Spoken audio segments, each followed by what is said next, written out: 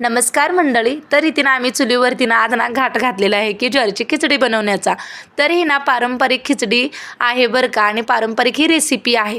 तर ज्वारी ना अगोदर पॉलिश वगैरे करायची आणि नंतर अशी ना त्याला ना पाकडून वगैरे घ्यायचं आणि ते शिजत घातली होती चुलीवरती आणि खूप छान येते ना ती खिचडी शिजली होती बरं का.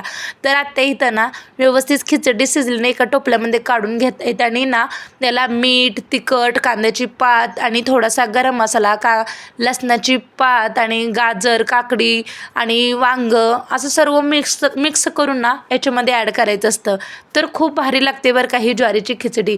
तर याचं ना पूर्ण मी रेसिपी ना लॉंग व्हिडिओमध्ये मी शेअर केलेलं आहे. तर खूप छान लागते बरं का ही ज्वारीची खिचडी आणि वजन कमी करण्यासाठी ना ह्या ज्वारीच्या खिचडीचा उपयोग होतो आणि पचायला हलकं असतं आणि पौष्टिक असतं बरं का ही ज्वारीची खिचडी.